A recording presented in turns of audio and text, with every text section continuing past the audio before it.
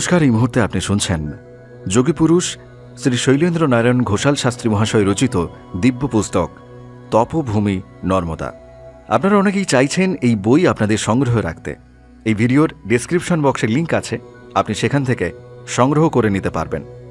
আমি আপনাকে বলতে পারি, এই তপভূমি নর্মদার যে পরিক্রমা আপনি শুনছেন, এই পরিক্রমা আপনার জীবন বদলে দেবে, আপনার জীবন সমৃদ্ধ করবে। এই ভিডিও আপনি বাকিদের শেয়ার করুন, পরিচিতদের মধ্যে ছড়িয়ে দিন, এই অনুরোধ আপনার কাছে আমি করছি। আসুন আমরা শুরু করব আমাদের এই মুহূর্তের পরিক্রমা। মহন্তজি চোখের ইশারায় আমার মন বুঝে নিয়ে তিনি সানন্দে মত দিলেন। আমি কম্বল জড়িয়ে তার সঙ্গে তাঁবুর বাইরে গিয়ে দাঁড়ালাম। তিনি পাহারারত একজন নাগাকে তিনি চুপি চুপি কি যেন বললেন। তারপর তার তাঁবুতে গিয়ে কৌপিনটি মাত্র পরিধানে রেখে সম্পূর্ণ নগ্নাবস্থায় আমাকে সঙ্গে নিলেন। যেখানে আজ অপরাহ্নেই তার নাগা বাহিনীর যুদ্ধের মহড়া দেখেছিলাম, সেই মল্লভূমি অতিক্রম করে একেবারে নর্মদার কিনারে এসে তিনি পৌঁছলেন। দেখলাম ইতিমধ্যে সেখানে দুটি চৌকি পাতা রয়েছে। আমাকে একটি চৌকিতে বসতে বলে তিনি নিজেও অপর চৌকিটিতে বসলেন। নর্মদার জল আমার মাথায় ছিটিয়ে দিয়ে তিনি বললেন, কম্বল একধারে খুলে তুমি রেখে দাও। জাদা নেই জি, কোন দেশ থেকে কত কষ্ট করে তুমি এলে এই তপভূমি নর্মদার কোলে, তাই না? মা নর্মদা, তার দয়া তুমি নিশ্চয়ই পাবে। তুমি আমার কাছে জেনে নাও, যারা পরিক্রমার উদ্দেশ্যে আসেন, মা নর্মদার সদা জাগ্রত দৃষ্টি তাঁদের উপরে থাকে। এই কথা কিন্তু ধ্রুব সত্য।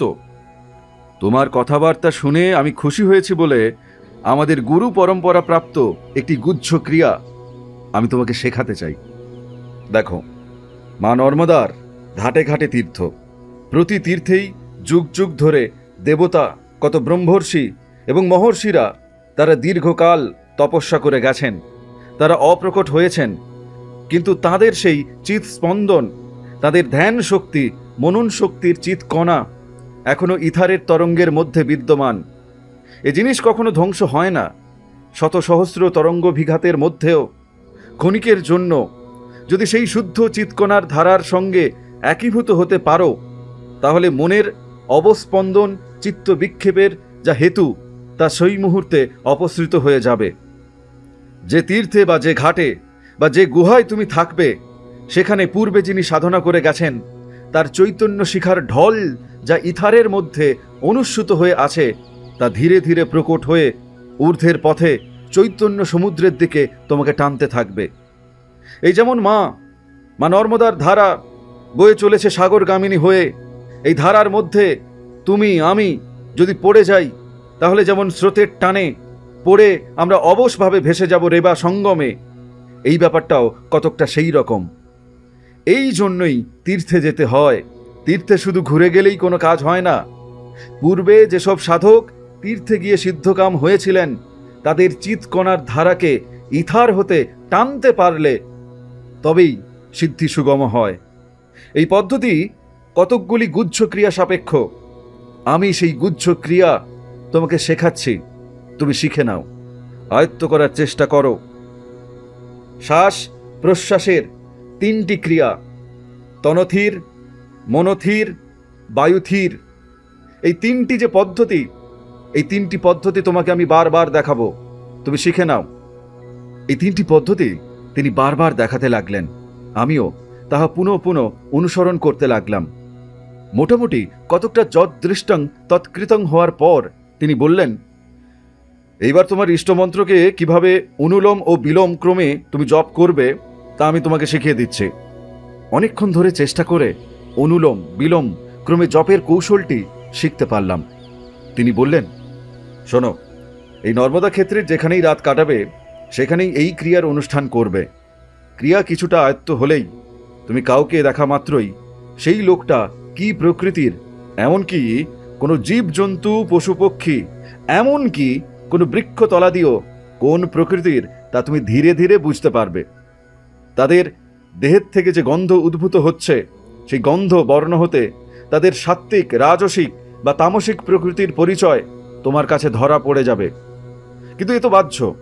মূল কথা হচ্ছে তীর্থক্ষেত্রে বা ঋষি মুনি তপস্বীদের সাধন ক্ষেত্রে কোনো শুদ্ধ চিৎকণার প্রবাহ ধরতে পারাটাই সেটাই হচ্ছে মূল লক্ষ্য।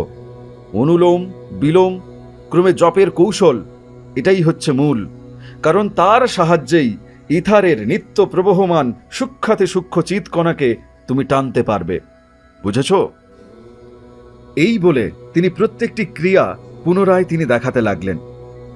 এক নজর আকাশের দিকে তাকিয়ে দেখি পূর্বাকাশে শুকতারার উদয় হয়েছে। তার শেখাতে কোনো ক্লান্তি নাই। প্রাচীন ঋষি মুনিরা বা এ যুগের কোনো ছাত্রপ্রাণ আচার্য যেমন মন প্রাণ ঢেলে প্রিয় ছাত্রকে শিক্ষা দিতেন বা দিয়ে থাকেন, এই নর্মদা তটের এই সাধুরও দেখছি তেমনি অদম্য উৎসাহ। তিনি পুনরায় অনুলোম বিলোম ক্রমে জপের কৌশল দেখাতে দেখাতে নিজেরই ইষ্ট মন্ত্র একবার অনুলোম বিলোম ক্রমে আরেকবার বিলোম ক্রমে অতি স্পষ্ট স্বরে তালে তালে গমকে গমকে তিনি উচ্চারণ করতে লাগলেন। তারপর একেবারে তিনি নিস্তব্ধ হয়ে গেলেন। আমি চারপাশে তাকিয়ে দেখছি সকাল হয়ে গেছে। দু তিনবার আমি জোরে জোরে ডাক দিলাম, দেখছি কোনো সাড়া নেই। আমি বড়ই বিব্রত বোধ করছি। চৌকি থেকে উঠে তার তাঁবুতে গিয়ে কোনো নাগা শিষ্যকে ডেকে আনবার জন্য এগিয়ে গিয়েই দেখি চারজন নাগা এই দিকেই এগিয়ে আসছে। তারা আমাকে বললেন, कोई फिक्र नहीं, हर रोज ऐसा ही होता है, आप जाकर उनको ताबू में लेट जाइए। हमारे गुरुजी जीता निद्र है, सूर्योदय होने के साथ साथ उनको उत्थान होगा, हम लोग उनको ले जाऊंगा, आप जाइए। তারা বারবার তাগিদ দিতে আমি বাধ্য হয়ে পুষণগিরিজির তাঁবুতে গিয়ে কাপেটের উপর কম্বল মুড়ি দিয়ে শোয়া মাত্রই ঘুমিয়ে পড়লাম। আমার ঘুম যখন ভাঙল তখন দেখি তিনি গায়ে ভস্ম মাখছেন। তার স্নান পর্ব শেষ হয়েছে। তিনি বললেন, सुबह 8 बज गया, अभी जाइए महंत जी के पास जाइए और सुनिए, किसी को कुछ मत बोलना, नहाए धोए कर हमारे पास आइए, हम सबको लेकर অষ্টতীর্থ দেখা দেंगे। আমি তাকে প্রণাম করে ফিরে এলাম মহন্তজির কাছে। তিনি আমাকে দেখা মাত্রই বললেন, শৈলেন্দ্রজি, আমাদের স্নান তর্পণ সব হয়ে গেছে, তুমি তাড়াতাড়ি স্নানাদি সেরে এসো। তুমি আসার পরেই আমরা এখানকার তীর্থগুলি দর্শন করতে বেরোব। আমি সঙ্গে সঙ্গে কমণ্ডলু ও গামছা নিয়ে মা নর্মদার ঘাটে গেলাম। আমি মনে মনে ভাবছি, এই দলের সঙ্গে এতদিন আমি রয়েছি, এদের অনাবিল স্নেহ এবং অনেক মহত্বের আমি পরিচয় পেয়েছি। ভারতে অনেক ধর্ম সম্প্রদায়ের সঙ্গে মেলামেশার অনেক সুযোগ আমার হলো। তারা সকলে সাম্প্রদায়িক গোঁড়ামি মুক্ত, একথা বলতে পারলে আমি সুখী হতাম। কিন্তু দুঃখের বিষয়, তারা সম্প্রদায়ভুক্ত লোক ছাড়া আর কাউকে তারা আপন বলে ভাবতে পারেন না। তাদের মধ্যে অনেক কৌতূহল, অনেক জিজ্ঞাসা, অনেক সন্দেহ প্রভৃতি আমি পদে পদে লক্ষ্য করেছি। সম্প্রদায়ভুক্ত করতে তাদের ক্রমাগত চেষ্টা থাকে, কিছুতেই না পারলে দুর্ব্যবহারও তারা করে থাকেন। পরিক্রমাকালে এই নর্মদা তটেই আমি সেই রকম অনেক সম্প্রদায়ের সাক্ষাৎ আমি পেয়েছি। কিন্তু মহাত্মা নগেন্দ্র ভারতীজির এই যে দলটি, সত্যি এই দলটি আশ্চর্য ব্যতিক্রম। এদের মধ্যে আজ পর্যন্ত কারো মনে আত্মপর ভেদ বুদ্ধির কোনো চিহ্ন আমি দেখতে পাইনি। প্রথম থেকেই এরা আমাকে স্বজনরূপেই স্নেহ দৃষ্টিতে গ্রহণ করেছেন। এদের কখনো কোনো বিষয়ে অহেতুক কৌতূহল, অনাবশ্যক জিজ্ঞাসার কুৎসিত আগ্রহ আমি দেখতে পাইনি। মা নর্মদার দয়ায় মহান্তজির মতো এইরকম মহৎ ও উদার চরিত্র মানুষের সঙ্গ লাভ, সত্যি এ তো আমার সৌভাগ্যের কথা, তাতে কোনো সন্দেহ নাই।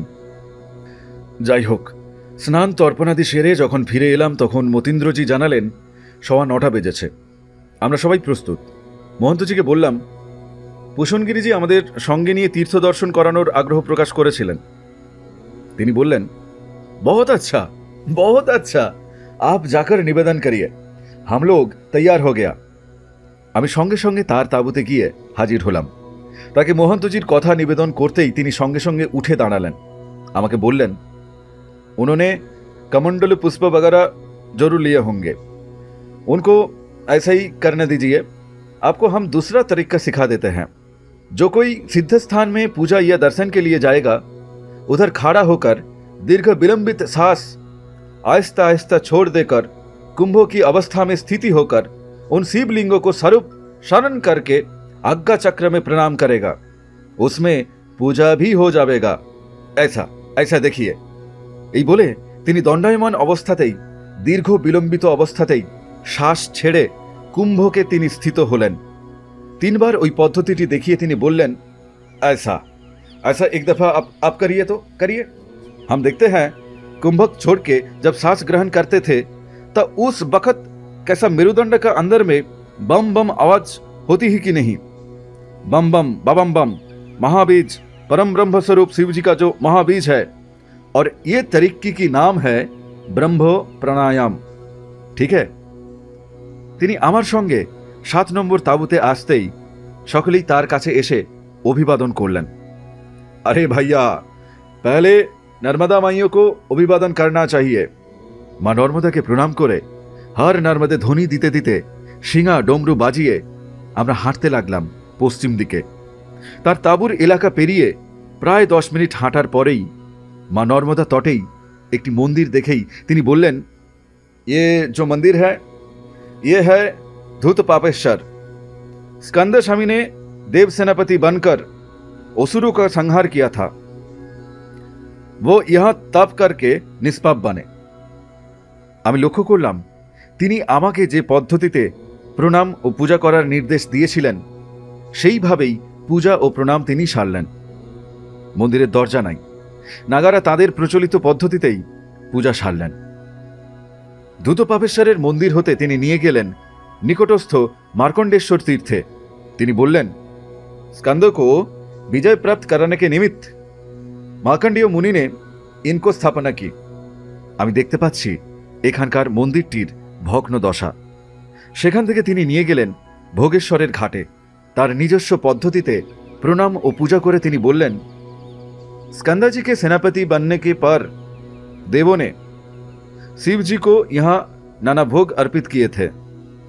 ভোগেশ্বর তীর্থ থেকে তিনি নিয়ে গেলেন নিষ্কঙ্কলেশ্বর ঘাটে। সকলে নর্মদা স্পর্শ করে প্রণাম করলাম। ভূষণগিরি বললেন, परशुराम जी को क्षत्रिय वध का जो कलंक था वो पाप यहाँ तप करके दूर हुआ। देखिए, इनके बाद उधर जो घाट दिखाई देते हैं वो है रोहिणेश्वर तीर्थ।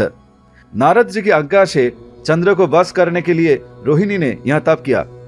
यहाँ स्त्रियों ने जस्ती आता है क्योंकि इधर दान धर्म करने से उनकी पतियों बस में हो जाता है। एरपर তিনি হাসতে হাসতে टिप्पणी काटलें, आपको नागा लोगों को पत्नियों का बस करने को कोई जरूरत अगर है तो इधर तप करने बोलिए। তার কথায় সকলেই হো হো করে হেসে উঠলেন। সেখান থেকে কয়েক মিনিট হেঁটেই আমাদেরকে নিয়ে চললেন আরেকটি ঘাটে।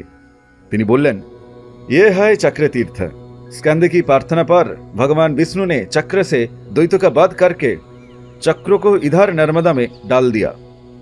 নাগারা সেখানে মা নর্মদাকে স্পর্শ করার জন্য ঘাটে নামলেন। সেই সুযোগে আমি তাকে জিজ্ঞাসা করলাম, नर्मदा तट में देखता हूँ एक एक देवता को नाम में नर्मदा का घाट बहुत बहुत सा तीर्थ बन गया है।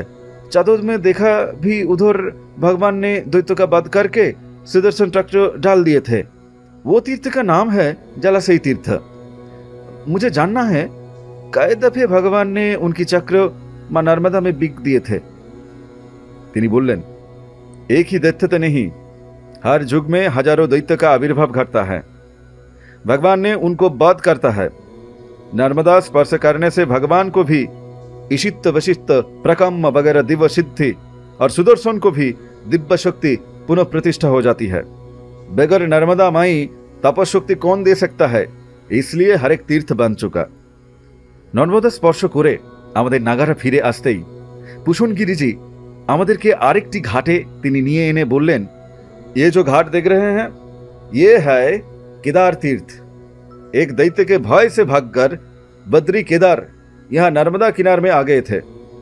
এই কথা শুনেই আমি বললাম, तब तो भगवान बद्री केदार जी के लिए ये बहुत शर्म की बात है। তিনি বললেন, नहीं जी, अभी हो सकता है कोई महाभक्त की इधर तपस्या की प्रभाव और दर्शन की लालच आरती से भगवान केदार बद्री जी का रूप लेकर नर्मदा में प्रकट हुए थे, है ना। এখানে নাগাদের নর্মদার জল স্পর্শ শেষ হলে তিনি আমাদেরকে নিয়ে উপস্থিত হলেন এক অতি প্রাচীন পাথরের মন্দিরে। তিনি নিজেই দরজা খুলে চিত্রার্পিতবৎ স্তব্ধ হয়ে তিনি দাঁড়িয়ে রইলেন। তার প্রণামের রীতি অনুযায়ী প্রণাম হয়ে গেলে তিনি সকলকে জানালেন, ये उत्तेश्वर जी का महापुण्य स्थान है। भगवान स्कंद जी को ये भी तपस्या स्थली है।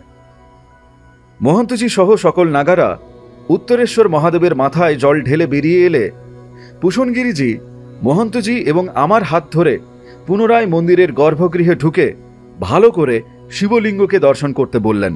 तिनि भालो करे हाथ दिए मार्जना करे तिनि देखालेन प्राय 6 इंची शिवलिंगे अर्धेक अंश गोलापी आभा एवं बाकी अधिकांश शुभ्र अर्थात अर्धनारीश्वर। तिनि बोललेन, उत्तरेश्वर जी स्वयंभू लिंग है।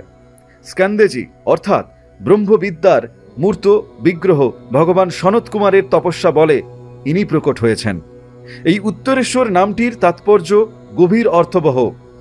आमार गुरुदेव पाथरगिरी महाराज आमार काছে व्याख्या करेছিলেন, मेरुदंडेर मज्जार संगे जे स्थाने मस्तिष्केर मज्जार संयोग बा सम्मिलन घटेছে সেই স্থানের নামই প্রকৃত হচ্ছে আজ্ঞাচক্র। মস্তিষ্ক মধ্যস্থ ব্রহ্মরন্ধ্র হতে নিঃসৃত প্রাণাত্মার চিদাত্মক এই কেন্দ্র হতে নিয়মিত নিয়ন্ত্রিত আসে বলেই এই কেন্দ্রের নাম হচ্ছে আজ্ঞাচক্র। সুষুম্না এই স্থান হতে দুভাগে ভাগ হয়ে ব্রহ্মরন্ধ্রে গিয়েছে। আজ্ঞাচক্র হতে সম্মুখস্থ ললাট প্রদেশের অভ্যন্তর পথে অর্ধবৃত্তাকারে বেঁকে ব্রহ্মরন্ধ্রের কাছে তার একটি মুখ এবং অপর মুখটি অর্ধবৃত্তাকারে বেঁকে ব্রহ্মরন্ধ্রের অপর পাশে গিয়ে ঠেকেছে, তবে সেটি গিয়েছে আজ্ঞাচক্রের পেছন দিক দিয়ে। এই উভয় পথই শূন্য নালা অর্থাৎ আকাশময়। ব্রহ্মতালুদেশে এই দুই মুখের মধ্যস্থলে ব্রহ্মরন্ধ্র। ব্রহ্মরন্ধ্রের অর্থ যে রন্ধ্র বা ছিদ্র পথে জীবাত্মার উৎক্রমণ ঘটে কিংবা যে রন্ধ্র দিয়ে পরমাত্মা শরীরস্থ সীমায়িত স্থানে এসে জীবাত্মা রূপে তিনি প্রকট হন। সুষুম্না যে দুটি ভাগের কথা আমি বলছি তার একটির নাম হচ্ছে উত্তরা সুষুম্না, অপরটির নাম হচ্ছে অপরা সুষুম্না। আজ্ঞাচক্রের নিচের মণ্ডলগুলি দক্ষিণায়নের পথ। এই জন্য মূলাধার স্বাধিষ্ঠান প্রভৃতি ভেদ করে আজ্ঞাচক্র পর্যন্ত যাতায়াত করতে পারলেও যতই অলৌকিক সিদ্ধি এবং দিব্যানুভূতি লাভ করুন না কেন সাধককে পুনরাবর্তন করতেই হয়, অন্তত তার পুনরাবর্তনের সম্ভাবনা থাকে। কিন্তু উত্তরা সুষুম্না পথে গমন করতে পারলে তার আর পুনর্জন্ম হয় না।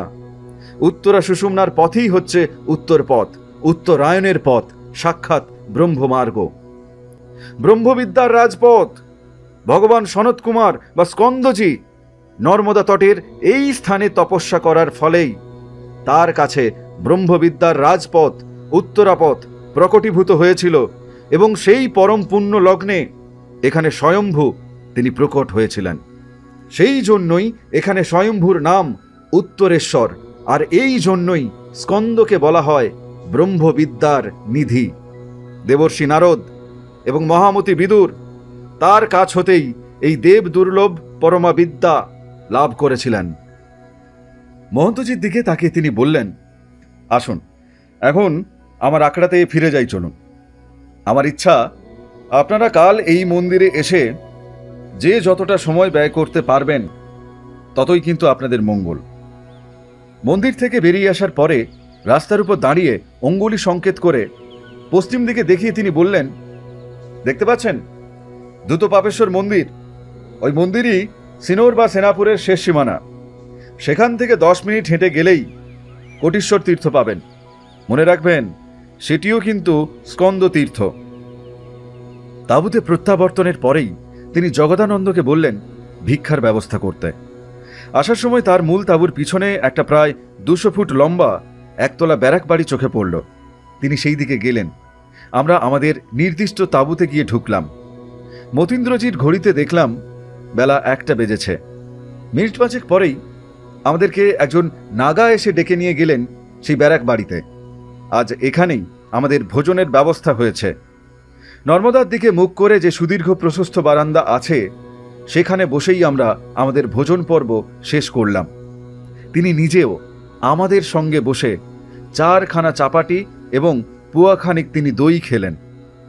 হাত মুখ ধুয়ে আমরা তাঁবুতে ফিরে বিশ্রামের জন্য যে যার আসনে শুয়েছি, এমন সময় পুষণ গিরিজি আমাদের তাঁবুতে এসে ঢুকলেন। তার পিছনে পিছন ঢুকলেন আরেক নাগা, তার হাতে প্রকাণ্ড একটি তাকিয়া। গেরুয়া কাপড়ে আচ্ছাদিত সেই তাকিয়াতে ঠেস দিয়ে তিনি মহান্তজির কাছেই অর্ধশায়িত হলেন। মহান্তজি বললেন, गिरिजी इतना भरीभोज का सामान आपका पास कैसे आता है? তিনি বললেন, रेवा माई का कृपा से सब कुछ आता है, हम थोड़ी ले आता है। दूध पापेसर तीर्थ से आने का वक्त आपने क्या अगल बगल में कुछ देखा है कि नहीं? सीनेर छोटा सा शहर बन जाता है, इधर खेती उती में फसल भी ज्यादा होता है, दुकान पसरा सब कुछ है, कोई चीज की कमी नहीं है इधर। अच्छा जी, आप तो जरूर गंगानाथ या कलहोड़ीनाथ होकर आएंगे। उधर ब्रह्मानंद ब्रह्मचारी जी का एक आश्रम है, उसका हालत क्या है?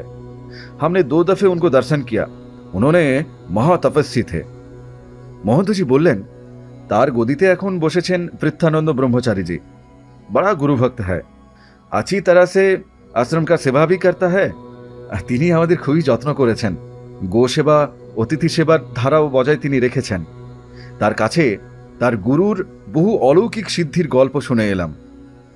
তার যেদিন দেহান্ত হয়, আশ্রমের সবাই যখন তার সলিল সমাধির আয়োজন করতে ব্যস্ত, তখন নাকি ডাকর থেকে একজন ভক্ত সন্ধ্যাকালে এসে জানায় যে সেদিন সকাল 10টায় তিনি সন্ন্যাসী ও ব্রাহ্মণদেরকে ভাণ্ডারা দিয়েছিলেন, অথচ সেই দিন সেই ব্রহ্ম মুহূর্তেই তার নাকি দেহান্ত হয়। তারপর দিনই কয়েকজন ভিল এসে আরও এক আশ্চর্যকর সংবাদ দেয়। তারা সকাল 7টার সময় ঝুলি কাঁধে তাকে চাদরের দিকে যেতে দেখেছেন। তাদের বর্ণিত সময় মিলিয়ে দেখা যায় তিনি সেই সময় মহাসমাধিতে প্রবিষ্ট হয়েছেন। আচ্ছা আচ্ছা, আপনি বলতে পারবেন এই রকম অত্যাশ্চর্য ঘটনা কিভাবে ঘটে? ভূষণগিরিজি বললেন, যে সকল মহাযোগী কায়কল্পের সাধনাতে সিদ্ধিলাভ করেন, তাদের পক্ষে এই রকম অত্যাশ্চর্যভাবে জীর্ণ দেহ ত্যাগ করে সঙ্গে সঙ্গে অন্য দেহ গ্রহণ করা বা পূর্ব দেহের অনুরূপ আরেক দেহ গ্রহণ করা সম্ভব হয়।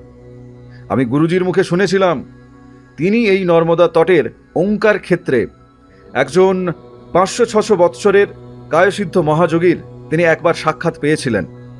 তিনি নাকি তার সেই দিব্য দেহে এখনো বর্তমান। এই তপভূমিতে সবই সম্ভব, বুঝেছেন?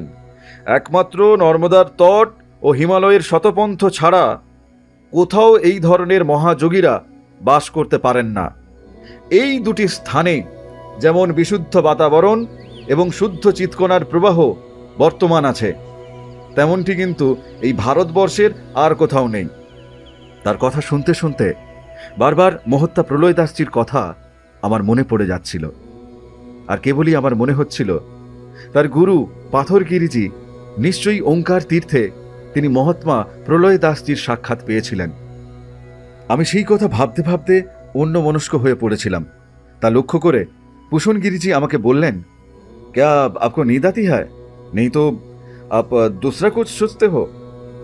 আমি প্রলয় দাসজির প্রসঙ্গ চেপে গিয়ে আমি বলে বসলাম, 21-22 বৎসর আগেও বাংলাদেশে এইরকম একজন মহাযোগী তিনি বিরাজমান ছিলেন, যাকে দেহান্তের পর গঙ্গনাথের ব্রহ্মানন্দ ব্রহ্মচারীর মতোই অন্যত্র হেঁটে যেতে দেখা গিয়েছিল।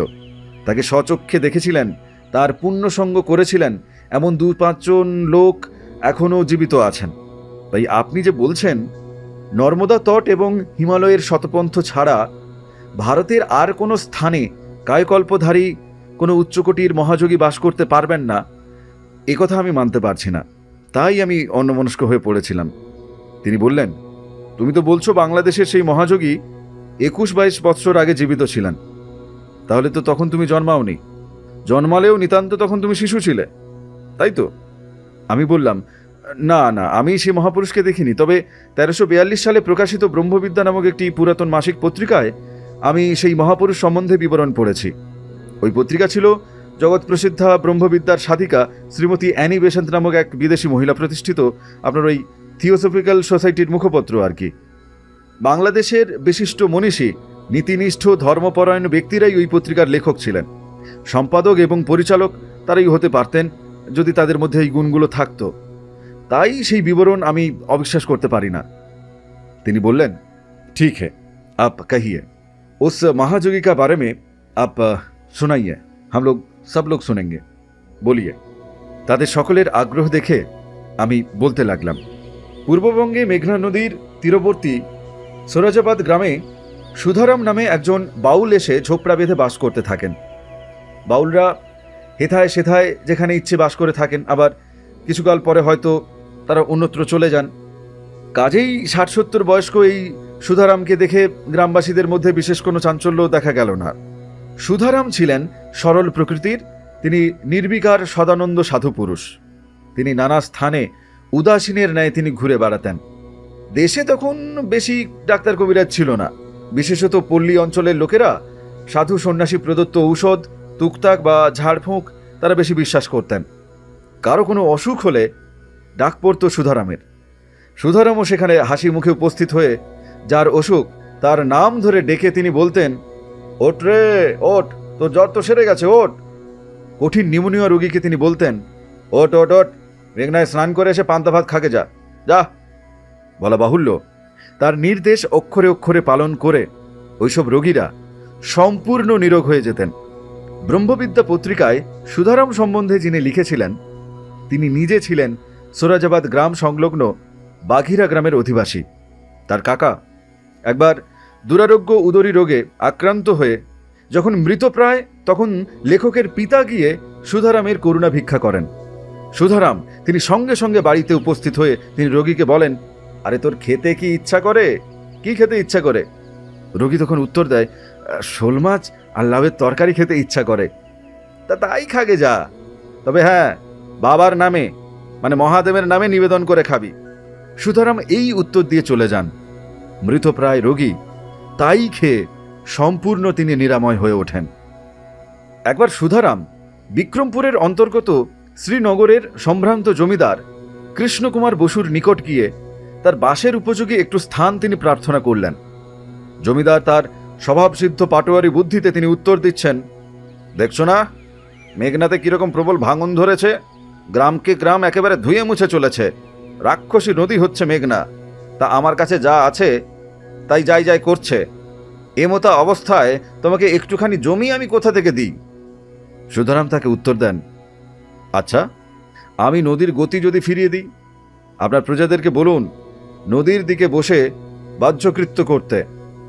সেরেজাবাদ গাঁ গর্ত নদীগর্ভে তো ভেঙে পড়েছে, নদীর পাড়ে শ্মশানেই আপনি ওইটুকু আমাকে জায়গা দিন। জমিদার ভেবে দেখলেন, নদী পাড়ের শ্মশান সে তো একটা বর্ষাও টিকবে না, কাজেই তিনি সুধারামকে তার প্রার্থিত স্থানটুকু তিনি দিয়ে দিলেন। সুধারাম সেইখানেই আখড়া স্থাপন করলেন। সে আখড়া আজও সেখানে বর্তমান। মা নর্মদাকে প্রণাম জানিয়ে এই এপিসোড এখানেই বিরাম দিচ্ছি। আপনি শুনছিলেন যোগী পুরুষ শ্রী শৈলেন্দ্র নারায়ণ ঘোষাল শাস্ত্রী মহাশয় রচিত দিব্য পুস্তক তপভূমি নর্মদা। আপনি যদি এই দিব্য পুস্তক সংগ্রহ করতে চান, এই ভিডিও ডেসক্রিপশন বক্সে লিঙ্ক আছে, আপনি সেখান থেকে সংগ্রহ করে নিতে পারবেন। আমাদের এই সনাতনী ভারতবর্ষের যে গরিমা, যে গৌরব, তার এই কথা আপনি বাকিদের মধ্যে ছড়িয়ে দিন। ভিডিও শেয়ার করুন, লাইক করুন এবং আপনার অনুভব কমেন্টে অবশ্যই জানান। এই পরিক্রমা এখনও অনেকটা পথ বাকি, তাই আপনি সঙ্গে থাকুন। মা নর্মদার কৃপা আপনার উপর বর্ষিত হোক। পরবর্তী এপিসোডে আবার আমাদের পরিক্রমা আমরা শুরু করব। ভালো থাকুন, সুস্থ থাকুন। নমস্কার।